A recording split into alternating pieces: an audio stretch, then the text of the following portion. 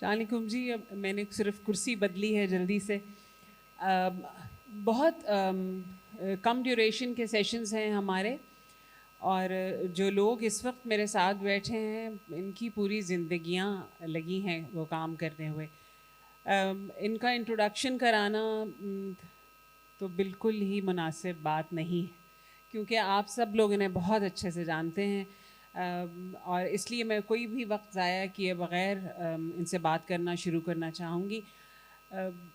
हम लोग यहाँ पर मौजूद हैं औरतों के दिन के हवाले से, ख़वातीन के हकूक़ के, ख़वातीन के फ़राइज़ मसाइल सब पर हम बात कर रहे हैं, और इसी सिलसिले में हम बात करना चाहेंगे। उनसे मेरा ख़्याल है ज़ुबैदा आपा से हम शुरू करते हैं। इनका माइक ऑन कर दीजिएगा जी। Thank you Zubaida, thank you. अस्सलाम वालेकुम जी।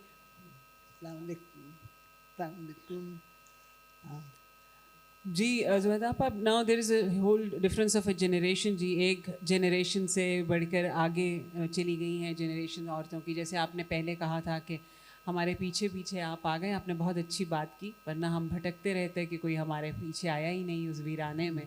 तो इस वीराने को आबाद किया है हम सब ने, इसलिए कि you were leading the way.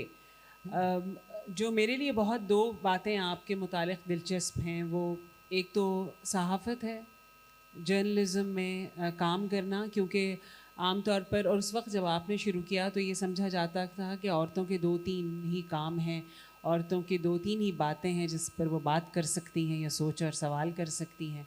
मगर उससे बढ़कर आपने बहुत वास्ट जर्नलिज़्म के ऊपर काम किया। उस वक्त क्या चैलेंजेस थे आपके पास बहैसियत ख़ातून, एक औरत होने के, कि मैं एक जर्नलिज़्म को आपने चलिए ऑप्ट किया, पहुंच गई बहुत एक अच्छे इदारे में।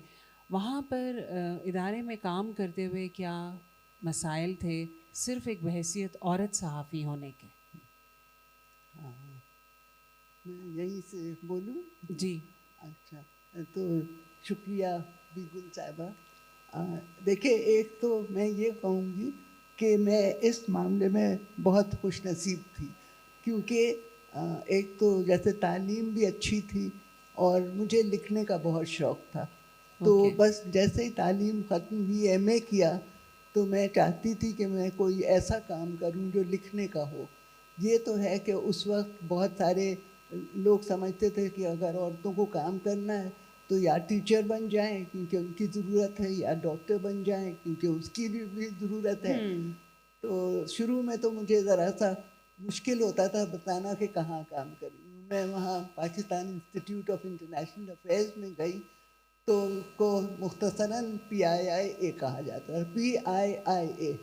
तो लोग समझते थे कि मैं शायद PIA में एयर होस्टेस हूँ या कुछ इस तरह। तो खैर समझाना पड़ता था, लेकिन वहाँ पे तो बुनियाद जिसकी पड़ी वो लिखने की, कि लिखने की भी तरीक़े होते हैं, कैसे लिखें और सब। और उस वक्त मैं ज़्यादा बैनुल-अक़वामी जो हालात हैं उन्हीं पे लिखती थी। एक तरह से वो काम भी आया, क्योंकि अखबार बाद में वहाँ तो इंस्टीट्यूट के बाद में चली गई थी डॉन में। जी।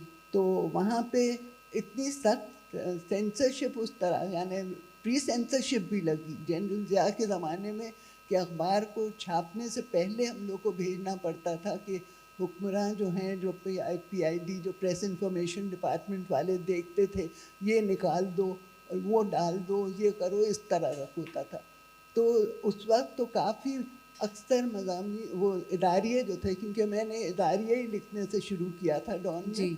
तो वो तो काम आते थे। हालांकि उसमें भी बहुत मुश्किलात होती थी, क्योंकि मुझे याद है कि कोरिया के एक लीडर थे जिनको फांसी की सज़ा दी गई थी, लेकिन वो लगी नहीं। और ये उसी ज़माने में था जब भुट्टो का भी केस चल रहा था। अच्छा। तो उसको भी उन्होंने निकाल दिया कि लोग ये पढ़ेंगे तो उनको फ़ौरन ख्याल होगा कि पाकिस्तान में क्या हो रहा है। खैर फिर धीरे-धीरे जब मैं कुछ साल रह गई और ज़रा-सा और मालूमात भी बढ़ी, तो फिर मैं और चीज़ों पे, हमारे एडिटर ने कहा था कि आप और चीज़ों पे भी लिखें, तो मैंने फिर उस पे पढ़ना भी शुरू किया। फिर उसमें बल्कि ज़्यादा ही मज़ा आने लगा। अब तो मैं बिल्कुल बाहर के मामलात पे नहीं लिखती, और हाँ, यहीं पे यानी जो तालीम का था, जी। ख़वातीन का ही सबसे पहले शुरू होता है। तो जाना, लोगों से मिलना, तो इसलिए यानी मुश्किलात तो जो थी वो उस किस्म की थी कि अब तो आपको इतनी आसानी से इतनी मालूमात मिल जाती हैं। उस वक्त तो जाके जब तक मिलो नहीं लोगों से, फिर लोगों से मिलो तो पहले तो एक तरह से उनमें कॉन्फिडेंस पैदा करनी पड़ती थी कि आप इनको बातें बता सकती हैं और इसका गलत इस्तेमाल नहीं करेंगी और गलत तरह से नहीं लिखेंगी जैसे कहा है। तो उस किस्म की थी, क्योंकि जहाँ तक और जैसे जो लोगों ने कहा कि उन लोग को मर्दों से कितना मुकाबला करना पड़ता था, वो बात में बहुत ही खुशनसीब थी, क्योंकि हमारे कुलीग्स बहुत ही यानी मदद भी करते थे, बहुत ख्याल भी रखते थे, और थोड़ा बहुत कुछ यूँ होता था तो उसको तो हम लोग ज़्यादा तवज्जो नहीं देते थे, किसी ने अगर कुछ कह दिया या कुछ। और उसके बाद फिर खुद ही लोगों ने जब देखा, क्योंकि फिर बस ये चीज़ तो मैं कहूँगी कि मैंने बहुत डॉन में तो कोशिश की कि ख़वातीन आएँ, और फिर कोई 10-15 साल बाद मुझे याद है कि शायद वो 50वीं सालगिरह डॉन के लिए पार्टी हुई थी, तो उस वक्त एक मेरी कुलीग थी उनैज़ा अख्तर, ये जानिसार अख्तर की बेटी। तो उन्होंने कहा कि देखिए पहले तो आप अकेली थी और अब हम लोग 16 सिंघार हैं डॉन के, तो इतने जैसे तो उस लिहाज से मैं कहूँगी कि, लेकिन उसका ये मतलब नहीं कि दूसरे जो और जर्नलिस्ट भी बहुत थे, आने लगी ख़वातीन, कि उनको मुश्किलात नहीं थी, उनको थी। और कभी हम लोगों ने ये नहीं कहा कि उनको यानी कि ये तो बस बनती हैं या कुछ ऐसे, क्योंकि हर किस्म के लोग होते हैं, मिल के काम किया। जहाँ तक ख़वातीन के हुकूक़ हैं, जैसे वैफ वगैरह था, तो मैं कहती हूँ कि मैं बैक बेंचर थी, मैं पीछे यानी जाती थी, सब मीटिंग अटेंड करती थी। फिर इससे पहले कि और भी हम लोग की रिपोर्टर्स ख़वातीन आ गईं, मैं फिर रिपोर्ट भी लिखती थी। तो ये तो माइक गायब हो गया जी। अच्छा, हाँ, तो वही जो आपने पूछा, अब जो नए मसाइल हैं जिसको मैं बस कहना चाहूँगी कि हम अब सोसाइटी की तरफ से मुझे लग रहा है कि सब चीज़ में इतना ज़्यादा स्ट्रेटिफाइड जैसे वो बन गई हैं, क्लासेस बन गई हैं, उसकी तरफ से हम लोग को ख्याल रखना चाहिए। मैं तो कोशिश करती हूँ कि उसके पे नज़र रखूँ, लेकिन अब मुझे नहीं मालूम, जैसे अभी मैंने पिछले सेशन में सुना कि उसकी वजह से अभी एक नया चैलेंज आ गया है, और मेरे ख्याल में ख़वातीन को चाहिए कि वो इसको लें, कि जितना हम वो मिलजुल के काम हो सकता है वैसे करना चाहिए। थैंक यू, बहुत शुक्रिया। नूरापा, हमारे आज का सेशन का नाम बहुत अच्छा है, दिल की बातें। नूरापा से हमेशा मेरी दिल की बातें होती रही हैं, ये इनका बड़ापन है कि दिल खोला है इन्होंने, कि हमने अपने दिल की बातें हमेशा कही हैं और आपसे सुनी हैं। ये है क्या विमेन एम्पावरमेंट, है क्या चीज़ ये? इस अगर ये नाम लिया जाता है या कहा जाता है, और ये जो एक स्ट्रगल चलती चली आ रही है, फिर इसके ख़िलाफ़ भी बहुत परेशानी सी एक सोसाइटी में हो जाती है कि पता नहीं क्या, ये औरत मार्च, ये मेरा जिस्म मेरी मर्ज़ी वाली ख़वातीन, ये अमेरिकन एजेंडा, ये सभी क्या बला है? ये बला बना दी गई है। दिल की बात की तरह खुल के बात करते हैं, जहाँ से भी शुरू हो। औरत से तो हमारी सोसाइटी, हमारी मुस्लिम सोसाइटी खामखा औरत से परेशान रहती है, और उसका पूरा जो ये दीन से मोहब्बत है, जो भी है, जो भी उसका ईमान है, जो भी उसका खौफ खुदा है, जो भी उसका सोसाइटी का इनफरादी अफराद का जो भी गुनाह है अपना ज़ाती, जो उनके दिलों तक महदूद है, उस सब का हल औरत में तलाश किया गया है, तलाश किया जाता रहा है। बिल्कुल, मैं पिछले कुछ अरसे से ये औरत मार्च जब से हो रहा है, या कई मसाइल हो रहे हैं और भी जिस तरह की बातें हो रही हैं, मैं एक चीज़ देख रही हूँ। मैं औरत का नाम लेते वक्त अब मैं ख़ास तौर पर ऑडियंस बैठी है, हमारे नौजवान बैठे हैं यहाँ पर, बच्चे और बच्चियाँ, मैं ख़ास तौर पर औरत के साथ एक और भी लफ्ज़ इस्तेमाल करने लगी हूँ, वह है हमारी बच्चियाँ। हमारी आज की बच्चियाँ जो 16 साल की, 15 साल की उम्र से लेकर और यंग बच्चियां हैं जो यूनिवर्सिटीज़ तक पहुंची हैं, स्कूल्स में हैं, हमारी आज की बच्चियां जो हैं वो बिल्कुल महफूज नहीं हैं। ऐसा पहले नहीं था, इतना ज़्यादा नहीं था। औरत की आज़ादी और उसके हुकूक के बारे में जितनी भी बहस होती थी, उस डिबेट में कई चीज़ें अब ऐसी ऐड हो चुकी हैं जिनका ज़िक्र भी नहीं होता है। इसलिए बहुत ज़रूरी हो जाता है कि हम इन बच्चियों का ज़िक्र करें। बच्चियाँ जो अपने घरों में महफूज नहीं हैं, बच्चियाँ जो अपने खून के रिश्तों में महफूज नहीं हैं, अपने भाइयों के हाथों भी महफूज नहीं हैं। भाई, पहले होता था कि भाई उसके मुस्तकबिल के फ़ैसले में कूद पड़ता था, जिसका हक उसे न खुदा ने दिया है, न मज़हब में नहीं है और कानून में भी नहीं है। अब भाइयों के हाथों बहनें कत्ल भी हो रही हैं और अर्बन सोसाइटी में भी ऐसा हो रहा है। पहले हम कहते थे कि ठीक है, रूरल सोसाइटी में ऐसा होता है, लेकिन अर्बन सोसाइटी में भी हो रहा है। कराची में हो रहा है, पंजाब के शहरों में हो रहा है। हमारा पूरा माहौल ऐसा बन चुका है। हमारी बच्चियां सड़कों पर, गलियों में महफूज नहीं हैं। उनके लिबास का फैसला, ढकी हुई हैं, आप देख रहे हैं जो कुछ पिछले दिनों से भी हो रहा है। उनके लिबास का फैसला गलियों से गुजरता हुआ ऐरा गैरा नथु खैरा करता है कि आपकी बेटी को क्या पहनना चाहिए, आपकी बहन को क्या पहनना चाहिए, क्या नहीं पहनना चाहिए। वो जो ऐरा गैरा नथु खैरा गली में है, वो खुद, हर इंसान सर से लेकर पैर तक गुनाहों में डूबा हुआ है।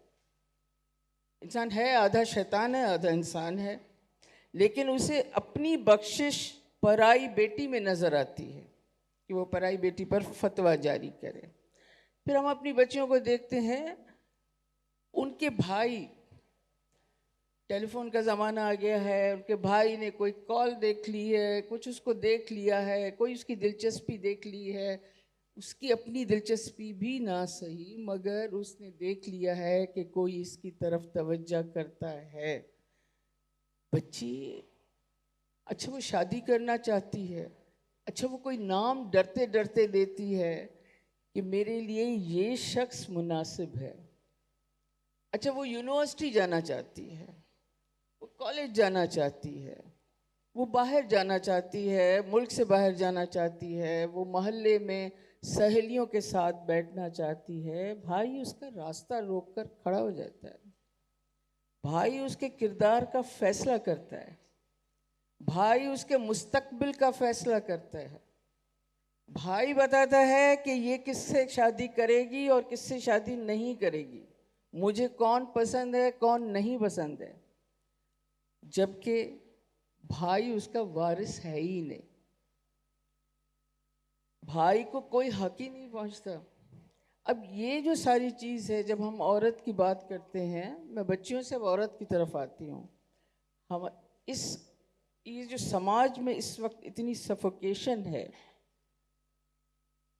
ये जो गलत फैसले हैं, ये जो हमारी बच्चियां गैर महफूज हैं, हर जगह गैर महफूज हैं, गली से नहीं गुजर सकती, सड़क से नहीं गुजर सकती, हमें इस पर सोचना पड़ेगा। और फिर मैं ये देख रही हूँ कि बच्चियों की ज़िंदगियों के फैसले माँओं ने अपने बेटों के हाथों में दे दिया है। बेटियां माँओं के हाथों में महफूज नहीं हैं।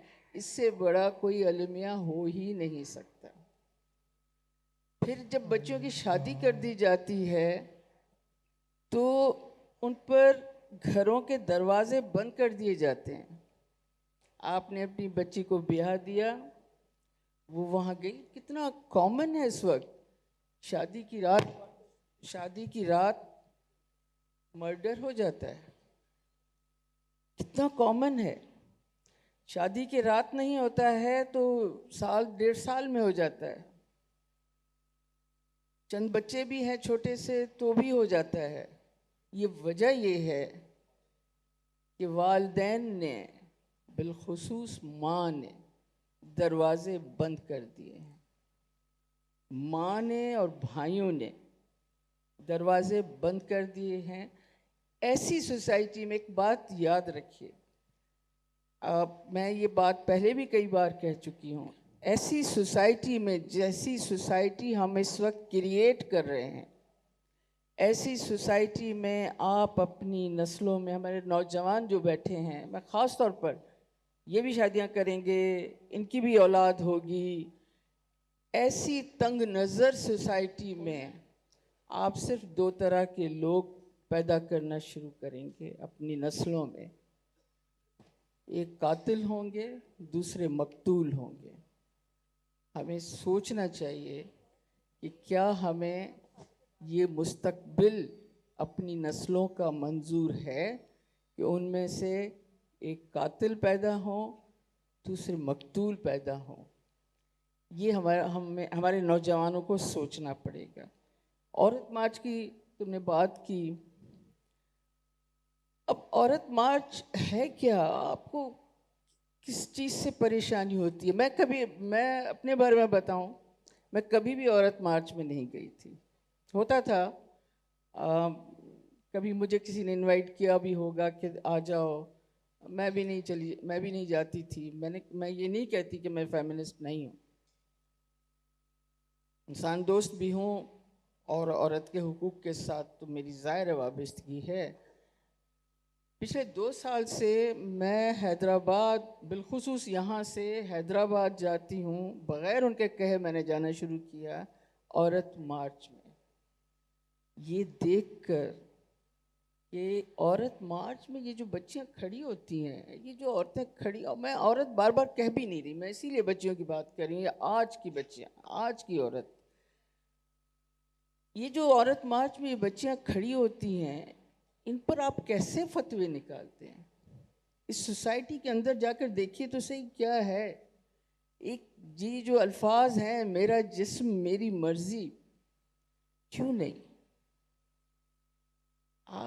आपको पता है, आप वो बच्ची जिसकी शादी करके जानवर जैसे मर्द को दे देते हैं, आप खबर भी नहीं लेते हैं इसके अंदर कितना इंसान है और कितना जानवर है।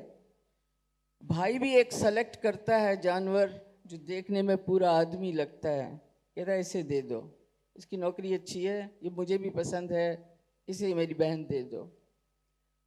दे दो भी क्या टर्म है।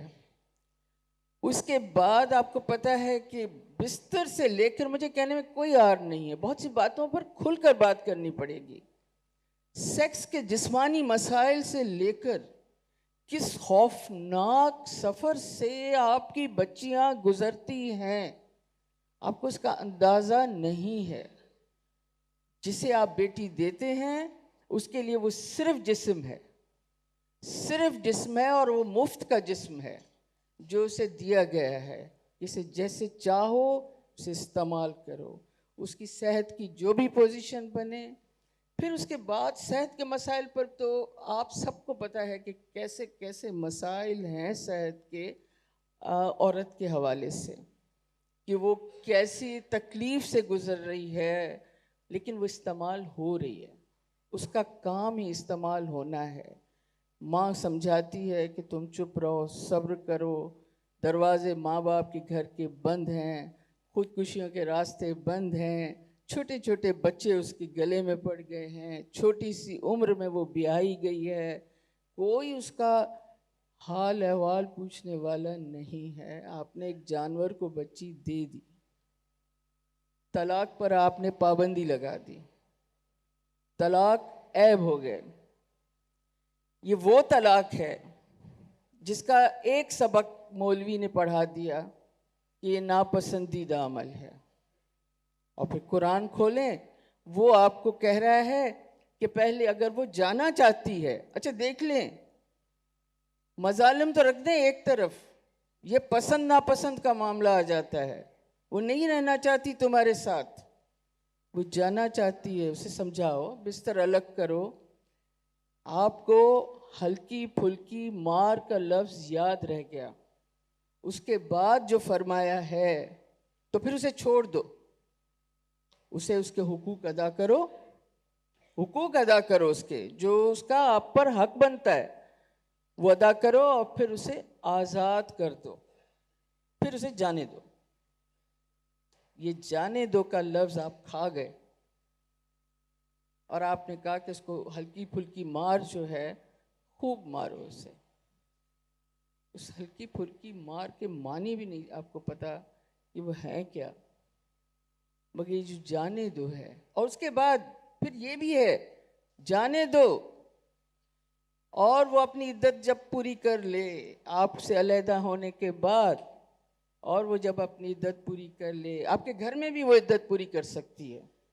अब देखिए तो सही कमाल, ये उस सोसाइटी के लिए है जिस पर आप अपने गुनाहों सवाबों के फैसले देते हैं, कि जब वो आपके घर में इद्दत पूरी करेगी, आपको ही छोड़ देगी, उसके बाद आप ही के घर में चाहे तो इद्दत पूरी कर सकती है, और आप पर फर्ज आयद होता है कि आप उसकी इज्जत की हिफाजत करें, और अपना इद्दत का वक्त मुकम्मल होने के बाद उसे इज्जत से जाने दो, और वो जिससे चाहे जाकर शादी करे। ये है आपका मजहब, ये है आपकी बच्चियों के मुस्तकबिल के फैसले। आप एक जानवर के साथ बांधने के बाद उसके सारे रास्ते बंद कर देते हैं, फिर आप गलियों में निकलते हैं। जरा देखिए तो, मेरे नौजवान ये बच्चे बैठे हैं, आपके दोस्त होंगे, आपके कजिन्स होंगे, आपके अहबाब होंगे,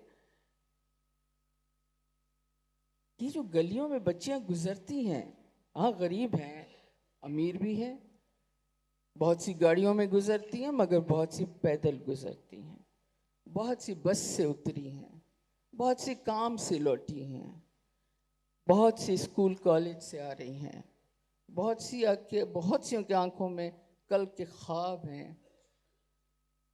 उन पर नज़र उठाते वक्त सोचे तो सही, आपको तो चाहिए कि दोस्तों, अपने अहबाब और अपने कज़न्स और दुनिया के हर मर्द आपके इर्द गिर्द जितने उनके हाथ रोकें, उनकी आंखें रोकें, और उन्हें उसमें ये आप ही लोग कर सकते हैं। आप एक नए समाज की रस्म डाल सकते हैं, इब्तिदा कर सकते हैं। याद रखिए, या आप नौजवान यहाँ जितने भी बैठे हैं, बच्चे और बच्चियाँ हमारे, याद रखिए, आने वाली नस्लें हमारी नहीं हैं, आने वाली नस्लें आपकी हैं। आपकी बच्चियां पैदा होंगी, आप माएँ बनेंगी, आप बाप बनेंगे, आपकी पुश्त से भाई पैदा होंगे, आपके पुश्त से उनकी बहनें पैदा होंगी, ये आप ही लोग होंगे, हम नहीं होंगे। लेकिन क्या आप पसंद करेंगे कि आपकी बच्चियां मकतूल हों और आपके बेटे कातिल हों? इसका ज़रूर फैसला कीजिए। तो मैं असल में ये जो मेरा जिस्म मेरी मर्ज़ी है, और ये औरत मार्च जो है, ये औरत का हक है। ये कहाँ से भी आया है, मगर ये आपके समाज के लिए है। और ये जो बच्चियाँ खड़ी होती हैं, ये इनका हक बनता है, ये इनके वजूद को तस्लीम कीजिए। और ये किस सफ़र से गुज़रती हैं, बहुत सी कहानियाँ ये बताते हुए भी आपको नहीं बता सकती। चाहे भी तो आपको समझ में नहीं आएगा कि ये किस मुस्तकबिल से इनकी जंग है, और ये किस तरह आने वाले ज़मानों की बच्चियों के लिए खड़ी हैं और लड़ रही हैं। मेरा ख्याल है इतना काफ़ी है, क्योंकि मेरे पास वक्त भी नहीं है। नहीं, उन्होंने कहा आखिरी 10 मिनट हैं, तो मैं 5-5 मिनट बहुत इंसाफ से आप दोनों को देना चाहती हूँ। ज़ुबैदा आपा से पूछना चाह रही थी, ज़ुबैदा आपा जैसे हम बहुत आपने देखा बहुत कैंडिडली बात कर रहे हैं, दिल की बात जो वाकई हमारे दिलों में बहैसियत औरत और बहैसियत इंसान है। अक्सर ये देखा जाता है कि जो घरों से बाहर निकलकर काम करने वाली ख़वातीन हैं, जो वर्किंग वुमेन हैं, इस वक्त हम तीनों जो यहाँ हैं, हम तीनों काम करते हैं और बहुत से जो यहाँ लोग बैठे हैं वो भी उन ख़वातीन उनमें शामिल हैं। आपको क्या लगता है कि जो बाहर काम करती हुई औरत नज़र आती है वो एक एम्पावर्ड औरत है, वो एक इंडिपेंडेंट औरत है? अगर वो पैसा भी कमाती है तो क्या वो फाइनेंशियली इंडिपेंडेंट है? अगर आप मुड़कर अपनी ही ज़िंदगी पर पीछे पलट कर देखती हैं तो कैसा लगता है आपको कि क्या एक मुसलसल एक जंग रही है या कहीं लगता है कि नहीं हम तो एम्पावर्ड हैं मुकम्मल तौर पर? देखिए, असल में जो चीज़ हम लोग भूल जाते हैं, मैंने अभी भी कहा था ना कि हम लोग की सोसाइटी बहुत तबकाती हो गई है। अब उसमें एक औरत वो काम करती है, वो जिस तरह भी आपने बताया, और वो होगी एम्पावर्ड, है भी एम्पावर्ड, ये क्योंकि उसका वो जिस तबके से है उसमें ये मुमकिन है। और बल्कि उसको तो मर्दों का भी अक्सर बहुत सहारा भी मिलता है, क्योंकि मर्द भी तो बदल रहे हैं ना। ये तो नहीं कह सकते कि मर्द अभी सब वैसे हैं। लेकिन और जो अभी नूरुल हुदा शाह ने बताया, बिल्कुल सही बताया। और ये सबसे यानी जो मुझे जिसका अफसोस होता है कि बहुत बड़ा तबका ऐसा है जो अभी नूरुल हुदा शाह ने जिसका यानी बहुत ही खूबसूरती से आपने उसको बयान किया।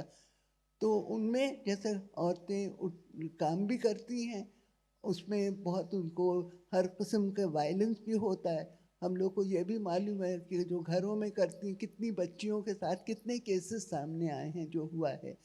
तो उस वजह से वो उनको आप एम्पावर्ड तो नहीं कह सकती। और ख़वातीन भी, इतनी ख़वातीन ऐसी हैं, मैं ख़ुद मिली हूँ कि मैं अक्सर जाती रहती हूँ इन सब इलाक़ों में, वहाँ औरतों से बातें करना, जिससे भी कोई ताल्लुक़ हो गया तो ज़रूर चली जाऊँगी कि देखें रहती कैसे हैं, क्या है। क्योंकि हम लोग तो अपने लेंस से देखते हैं ना हर चीज़, लेकिन कभी उनको भी देखें। तो ऐसी भी औरतें हैं कि वही पूरी सहारा है घर का, यानी कमा के लाती हैं। मर्द जो हैं वो ना उसकी उनको कदर होती है, ख़ुद नौकरी भी नहीं करते हैं, यूँ ही अपनी बीवी से जो भी लाती है ले लेती है, तो उसको तो आप एम्पावर्ड कह भी नहीं सकते हैं। तो और ये बल्कि लगता है कि सिर्फ काम करने से भी एम्पावरमेंट नहीं हो जाती है। तो वो तब्दीली की ज़रूरत है पूरे माशरे में, क्योंकि माशरे से लोग भी तो उसी के बहुत से हम लोग का तो बहुत ज़्यादा ये है कि लोग क्या कहेंगे, हम ऐसा कैसे करें, लोग क्या कहेंगे। तो इस वजह से उस सब को बदलने की ज़रूरत है।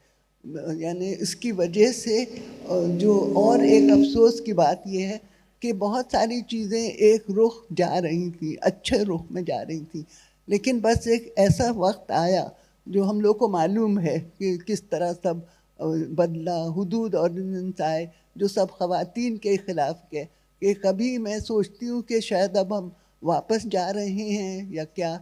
शायद आप बता सकेंगी नूरुल हुदा शाह, क्योंकि मैं तो अब इतना ज़्यादा यानी रिटायर्ड हूँ, जाती रहती हूँ, लेकिन आप लोग जितना देखती भी हैं, लिखती भी हैं सब, जी तो इसलिए जी, तो आप थैंक यू सो मच। नूर आपा, एक आखिरी सवाल, वक्त हमेशा कम रहता है, वो भी बिल्कुल एक पर्सनल, जिस तरह आपने बहुत शुक्रिया कि बहुत बेतकल्लुफ़ी से खुल के दिल की बात कही। पलटकर अगर मैं आपसे पूछूं आपकी अपनी ज़िंदगी के बारे में, आप एक बहैसियत औरत जो कि एक सोचने वाला जहन है, एक इंटेलिजेंट जहन है और जो बहुत हद तक बागी जहन है और जिसने बगावत उस हालात से भी की उस वक्त भी, कैसा लगता है आपको अपनी ज़िंदगी के बारे में सोच कर? क्योंकि मुझे अब रिसेंटली ये लगने लगा है, मैं आपसे सवाल इसलिए भी कर रही हूँ कि हम क्या लिख रहे हैं या हम एक्टिविज्म कर रहे हैं? क्या हम कभी सिर्फ लिख सकते हैं इस चीज़ से आज़ाद होकर? एक जी तो चाहता है ना कि एक आम औरत की कहानी लिखें, आम सी औरत, बस वो ना स्ट्रगलिंग औरत हो ना बाप।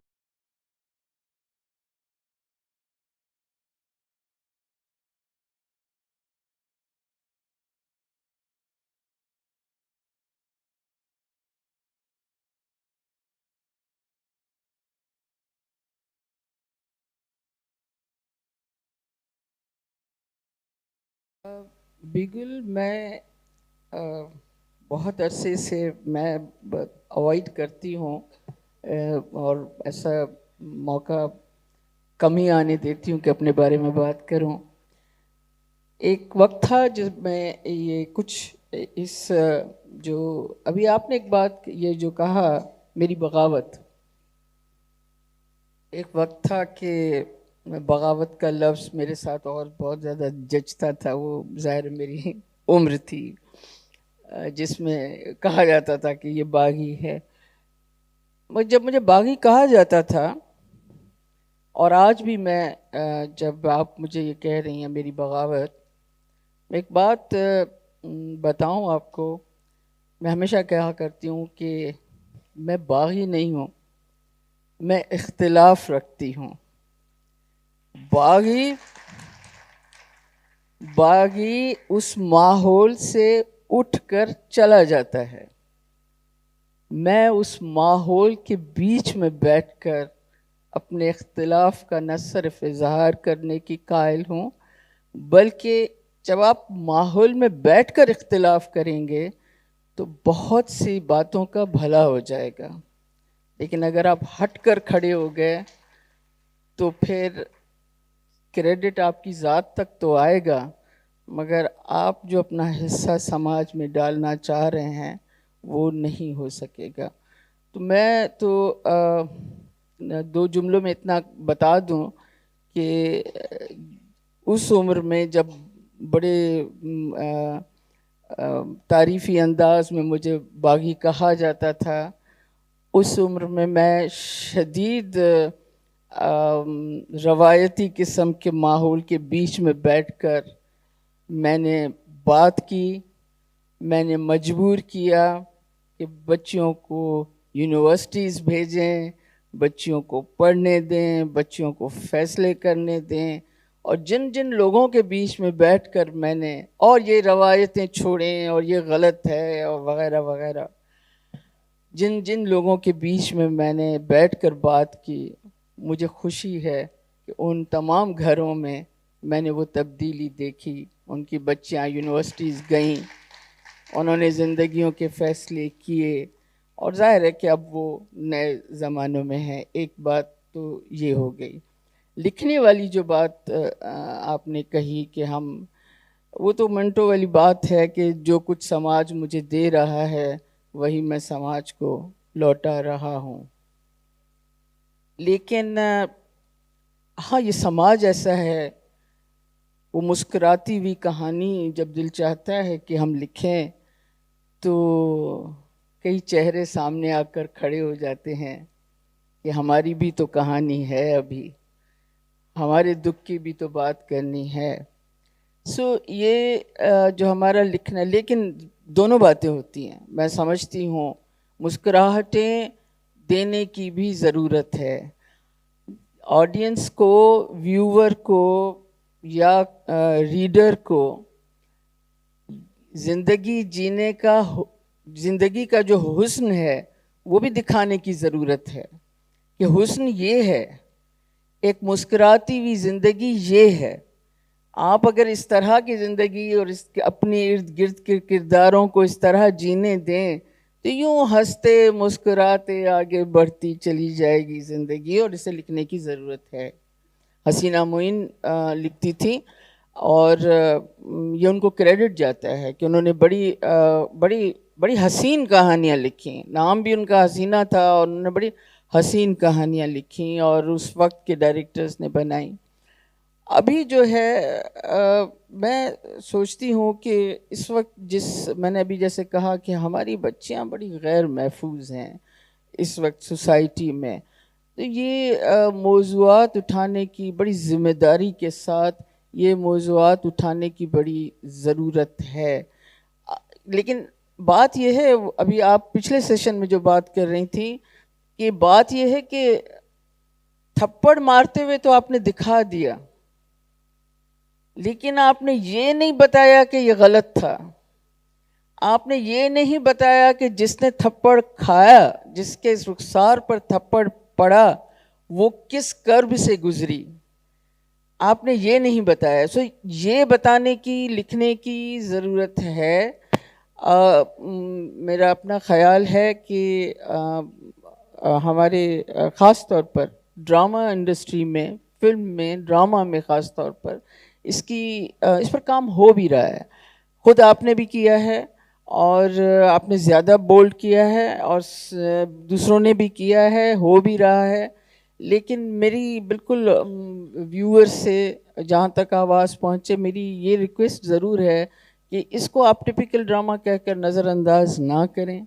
ये काम हो रहा है, हमारी फीमेल राइटर्स लिख रही हैं और वो बड़ी गहराई से इस बात को लिख रही हैं। तो ये चीज़ें भी होनी चाहिए, ज़िंदगी का हुस्न भी होना चाहिए, और दोनों मामलात बहुत ज़रूरी है। बहुत शुक्रिया जी, थैंक यू सो मच। वक्त हमेशा कम ही रहता है और दिल की बातें हमने की बहुत खुल के, इन्होंने भी आप तक बहुत सी आज इम्पोर्टेंट बात बताई। जी जी बिल्कुल। एक आखिरी बात, मुझे वो बिल्कुल अलग बात है। मुझे ये बहुत खुशी है, हमारे आर्ट्स काउंसिल का बच्चा है, दानियाल उसका नाम है, उसने मुझे फ़ोन करके कहा, आपा एक सेशन है, मैंने सोचा है, उसका उन्वान होगा दिल की बात। नौजवान है, दिल की बात, और उसमें आप वो सब कहें आकर जो सुनने की ज़रूरत है नौजवानों को और हमारे लोगों को, ताकि ये होप है कि हमारा नौजवान बच्चे ही हमें इस बात पर आमादा करते हैं बिल्कुल कि औरत पर खुलकर बात करें, और हमें भी एक दूसरे से दिल की बातें कह देनी चाहिए, दिल में न रखें और कह दें। ज़ुबैदा आपका बहुत शुक्रिया, नूर आपका बहुत शुक्रिया, थैंक यू जी, बहुत शुक्रिया।